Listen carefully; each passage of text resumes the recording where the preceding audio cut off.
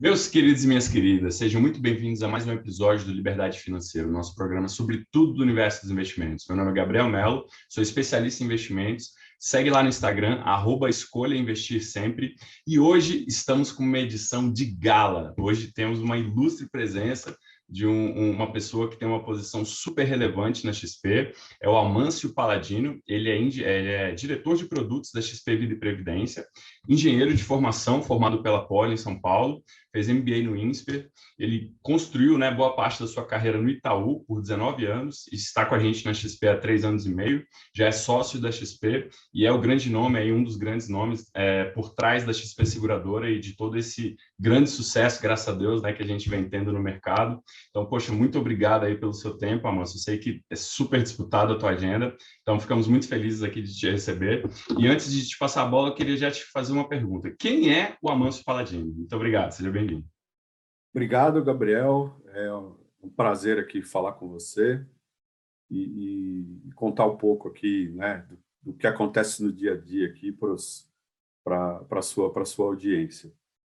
Bom, respondendo a essa sua pergunta, né, o Amâncio é uma pessoa que trabalha com seguros há mais de 20 anos, né, praticamente aí 24 anos de carreira ligado ao mercado segurador, principalmente ligado ao mercado de previdência, né? E eu já trabalhei dentro de uma seguradora em praticamente todas as áreas, tá? Já passei pela área de tecnologia, já passei pela área de operações, já passei pela área comercial, já passei pela área de gestão de investimentos, continuo fazendo gestão de investimentos hoje. E, assim, o que eu acredito muito na visão de longo prazo dos investimentos pessoais, né? E eu aprendi ao longo do tempo que a previdência, por eventualmente mais complexa que ela possa ser, ela é o único instrumento financeiro que de fato tem por trás essa visão de longo prazo, de longuíssimo prazo. E é uma alternativa muito importante para as pessoas poderem pensar melhor sobre o seu futuro, né? Então, o Amâncio é uma pessoa que acredita muito na previdência privada, tá? Seja porque, eventualmente, a previdência pública, né, ela tem os seus problemas e ela tem os seus limites também, a gente percebe claramente isso. Seja porque, de fato, mesmo você já estando com a sua vida equacionada, você pode ter boas oportunidades com previdência que você não teria com outros investimentos.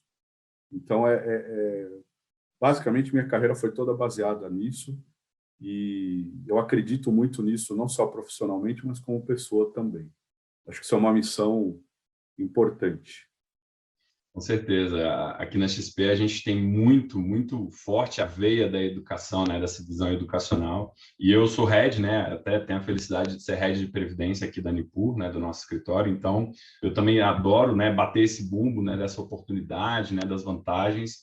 E é incrível o quanto que isso ainda não é de domínio público, né, o quanto que a gente tem espaço para crescer. Então, deixa eu te perguntar, Márcio, como é que começou assim essa tua guinada? Porque o mercado financeiro é muito amplo, né? Em que momento que você falou, não, é aqui o meu cantinho, é aqui o meu nicho, Uhum. é aqui que eu quero atacar? Como é Olha, que... então, é até inusitado, porque, na prática, quando eu entendi a Previdência, eu não estava no mercado financeiro. Eu estava ainda fazendo faculdade, né, por ser engenharia civil, e eu tive a possibilidade de, na faculdade, ter algumas aulas de matérias optativas, né? E eu decidi, na época, fazer uma optativa de economia. Então, eu fui, né, ia até as aulas ali da faculdade de economia, uma, duas vezes por semana, e assistia a aula que eles estavam dando lá sobre economia geral, né, princípios, etc., né?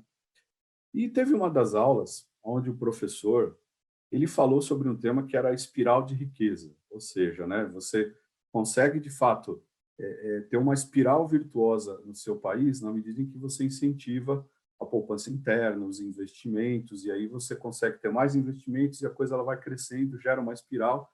Em 20, 30 anos, o país ele cresce bastante em função dos próprios investimentos que as pessoas fazem no mercado financeiro. E a partir disso, ele explicou qual era a função do mercado financeiro, né? de você poder colocar em contato partes que têm interesses e etc. Mas, ao mesmo tempo, ele explicou dentro desse contexto a função, isso na década de 90, tá? A função que os fundos de pensão tinham na economia mundial, né? E aí me chamou a atenção esse tema da previdência nessa aula, tá? E aí calhou eu já estava no fim da faculdade, já estava no último ano quando eu estava fazendo essa matéria optativa, calhou de ter uma feira ali de profissões dentro da faculdade, e eu vi que tinha uma vaga em um banco para trabalhar com previdência. Eu me inscrevi, fiz o processo seletivo e acabei trabalhando com isso e comecei a dedicar a minha vida profissional a isso. Então, de fato, foi essa aula de economia, foi aquele momento ali onde eu percebi, poxa, quer dizer que o nosso país pode melhorar se a gente tiver uma previdência bastante estruturada aqui, né? E eu carrego isso comigo até hoje, porque eu acho que um dos grandes problemas que a gente tem, por exemplo, com a previdência social hoje, é de que, por mais que ela tenha esse caráter assistencialista, que é importante, não vou negar, mas ela não incentiva a poupança nacional, né? Você simplesmente tira dinheiro de um lugar, de pessoas e de empresas que recolheram INSS ou de impostos e repassa para outras pessoas que precisam. Mas nesse meio caminho, não houve um investimento, isso não passou na prática pelo mercado financeiro. Então, você não conseguiu gerar uma poupança de longo prazo. Eu acho que esse é um dos grandes defeitos do nosso sistema previdenciário aqui. Ele não incentiva a poupança nacional. Então, a gente, como Previdência Aberta, precisa estar sempre reforçando isso. Que além, né, de você ter a possibilidade de equacionar suas finanças de longo prazo, a sua sucessão patrimonial, ao fazer a Previdência, você também está participando do mercado financeiro e você também está ajudando o país a crescer de uma forma indireta. Acho que poucas pessoas pensam sobre isso. Interessante.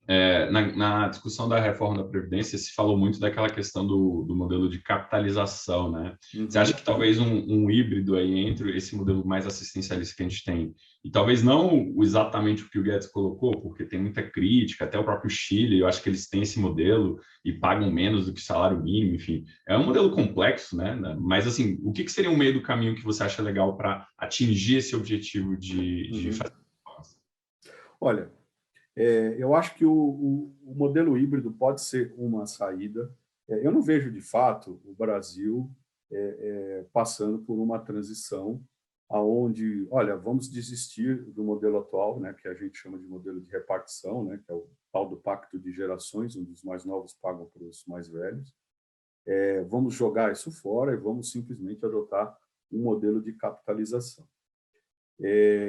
Agora, se a gente olhar para outros exemplos, e aí tem alguns dados interessantíssimos, né? Que quando a gente olha para a previdência no mundo, tá?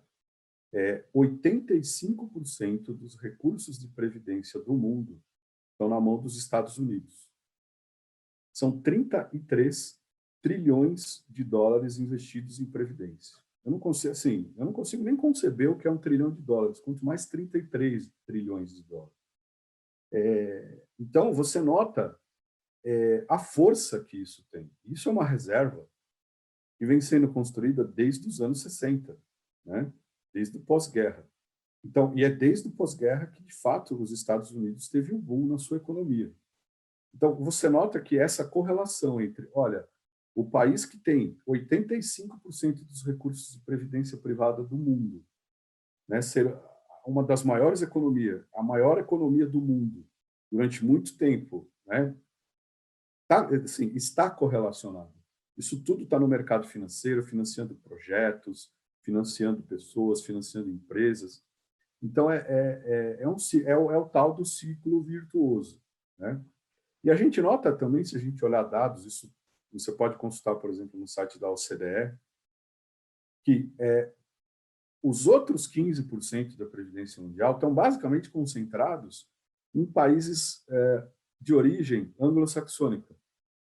Inglaterra, Austrália, Canadá. Ou seja, é um fenômeno anglo-saxônico à previdência. E isso é um ponto que a gente precisa entender também, né?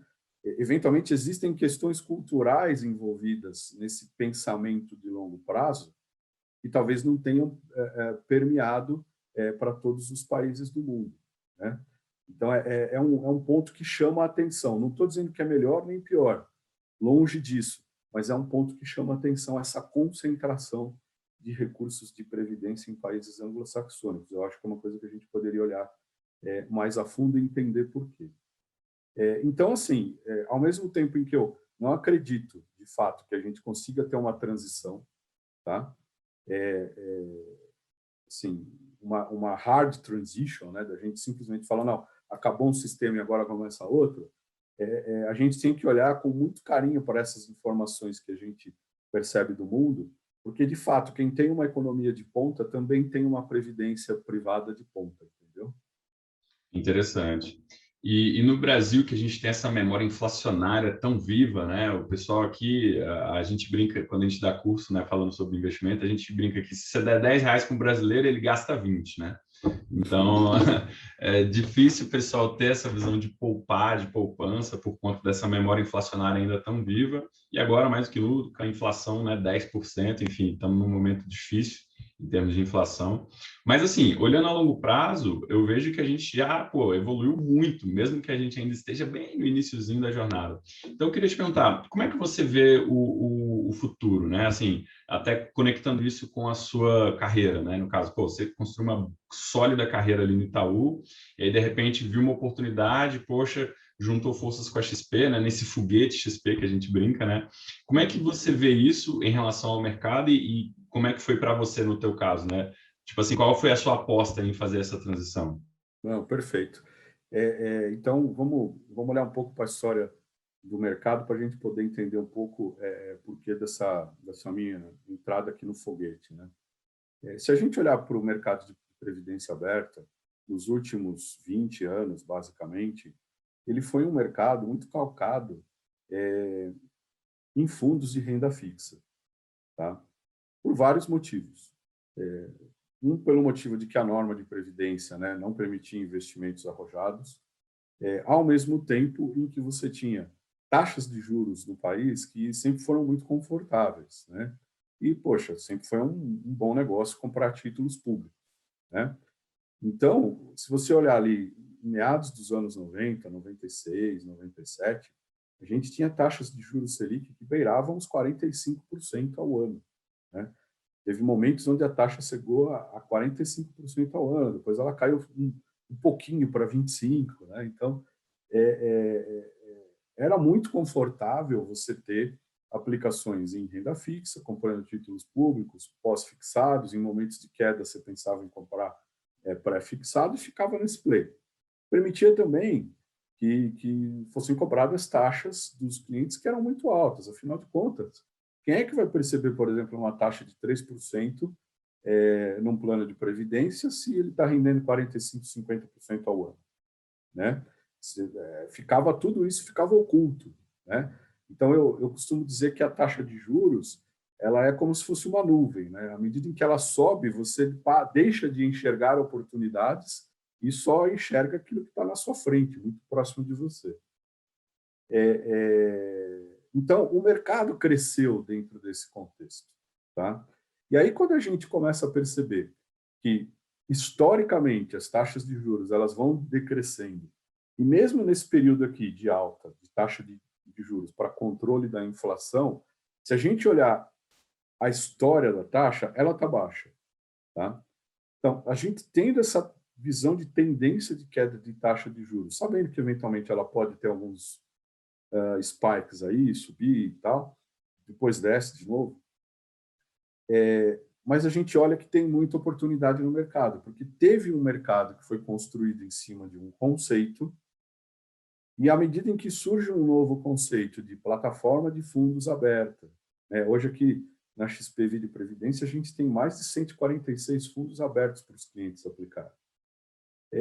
Na medida em que surge esse conceito de plataforma aberta, gestores independentes atuando nesse mercado, oportunidades no mercado de ações, oportunidades de investimento no exterior, oportunidades de investimento em renda fixa, de crédito privado aqui no Brasil, a possibilidade de você fazer produtos de crédito privado com uma liquidez bastante longa, que tem bastante sentido para a Previdência. Quer dizer, você tem a possibilidade de inovar e de fato, realocar recursos desse mercado que estão mal aplicados, que eventualmente estão mal geridos, né? Não vou entrar no mérito de por que isso acontece, e dar uma oportunidade melhor para as pessoas. De fato, assumir aquela missão que eu me propus no começo da minha carreira, que é como é que eu faço o meu país crescer através do mercado financeiro, né?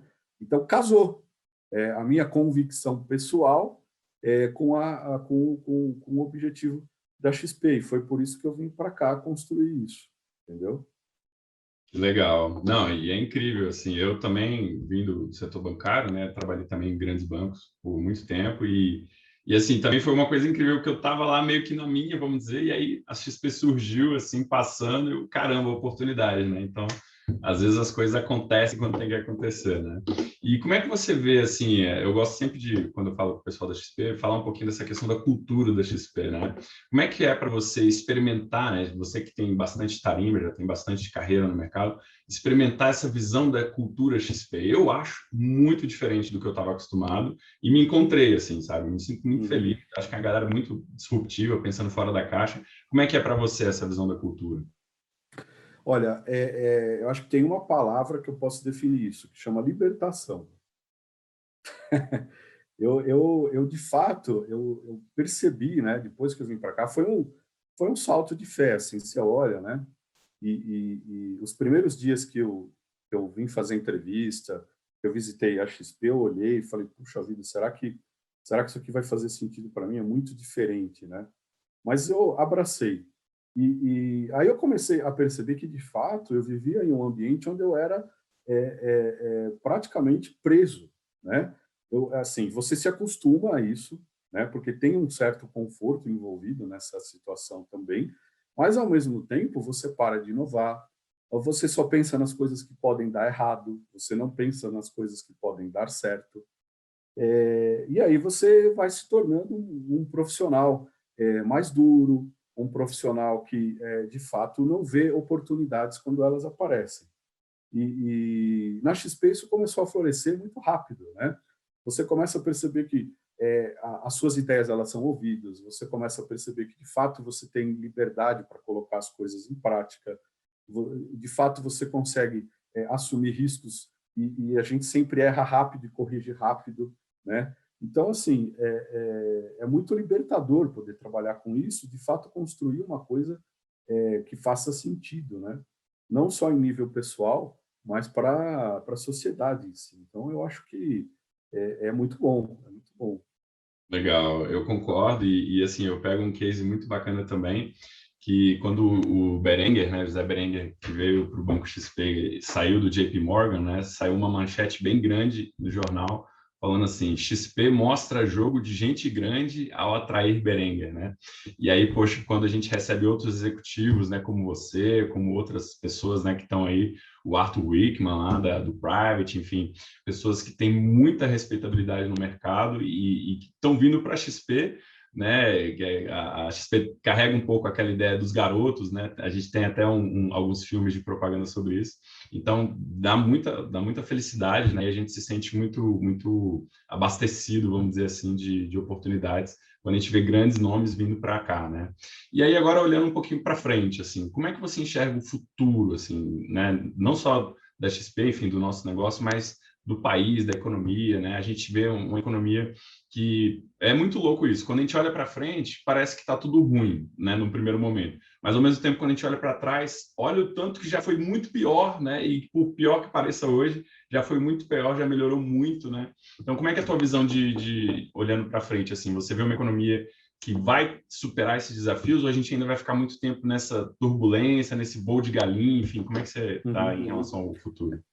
Eu entendo, vamos dizer assim, o nosso país como sendo um país aonde o poder da palavra é muito forte, tá? que eu quero dizer com isso? Não são declarações de pessoas que eventualmente afetam o mercado. Não é isso que eu estou querendo dizer. O que eu estou querendo dizer é o seguinte: o Brasil é um país onde toda e qualquer grande decisão, e eventualmente até as pequenas decisões, né, elas precisam ser negociadas.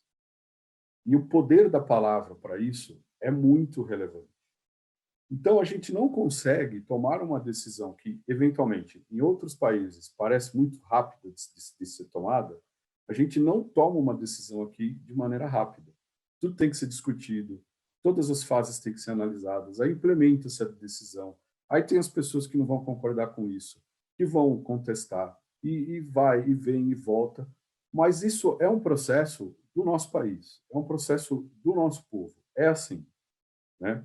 Pela nossa origem, pela nossa, digamos, miscigenação, pela presença de várias culturas aqui no país, é assim. E eu não acho isso ruim, eu acho isso bom.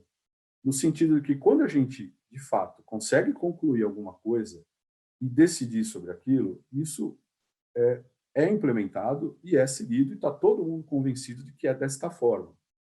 Tá? Um exemplo disso eu acho que quem é mais novo não tem isso tão vívido na cabeça, mas um exemplo disso foi o que aconteceu na década de 90 com o Plano Real. A gente passou um período de 30 anos, até mais, com uma inflação galopante, hiperinflação, até o ponto da sociedade olhar e falar: olha, a gente já tentou de tudo, desde o ortodoxo, né, até as soluções heterodoxas, e nada funcionou. A gente sempre tentou contentar todo mundo. O que é que a gente precisa fazer como sociedade para se livrar desse processo inflacionário? E foi feito. E a sociedade adotou. Todo mundo foi convencido: olha, esse aqui é o caminho, porque a gente já passou por todas as fases, não tem mais o que fazer. E até hoje a gente vive os frutos disso. E a gente tem na cabeça uma convicção muito clara: inflação nunca mais. Né? Então, é este processo que eu acho que é relevante. Por mais doloroso que ele seja, por mais tortuoso que seja o caminho, o Brasil ele vai conseguir evoluir. Tá? Eu tenho convicção disso. Agora, a gente não pode se esquecer de que o longo prazo, né, é constituído de diversos curtos prazos. Tá? E pensando nisso, a gente precisa, ao mesmo tempo em que toma, por exemplo, decisões de investimento que podem ser mais arrojadas, a gente não pode esquecer de se proteger também. E aí a gente precisa, de fato, disseminar cada vez mais a educação, seja no nível básico, seja uma educação financeira, né? Uma coisa não vive sem a outra, né? Se a pessoa não sabe a matemática básica, ela não consegue se educar financeiramente. Então, é pensar nestes aspectos para a gente poder disseminar cada vez mais a cultura, para que as pessoas, eventualmente, possam se proteger até das decisões que elas mesmas tomam. Entendi. Eu vejo muito nessa linha. Tá? Agora, sendo mais específico, falando do mercado de previdência em si, eu imagino que muitas mudanças vão acontecer nos próximos anos que vão beneficiar o mercado, seja na questão de investimentos, da gente ter a possibilidade de ter mais investimentos diversificados em previdência, novas modalidades de investimento. O mercado financeiro não para de criar inovações, seja na questão de criptoativos, seja na questão de novos derivativos, etc. Isso precisa ser incorporado dentro da previdência. A gente precisa se livrar, né, do viés Brasil. A gente é muito viesado em Brasil.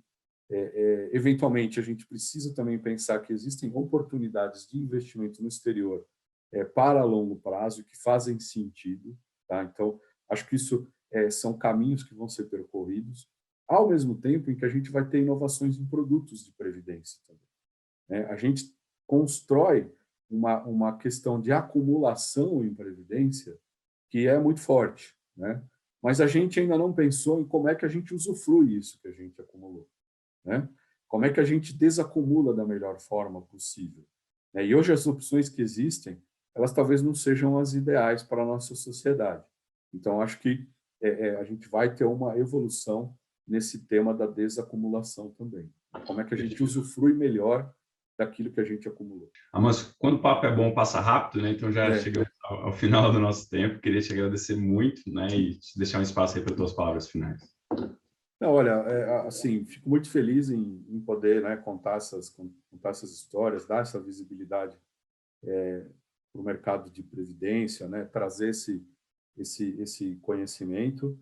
Agradeço essa oportunidade e espero que todos gostem aí do que está sendo colocado. Estou disponível para dúvidas também. Podem me contatar, né? Quem tiver oportunidade aqui na XP pode me contatar. Se tiver alguma outra dúvida também pode me procurar eventualmente aí por um LinkedIn e a gente bate um papo.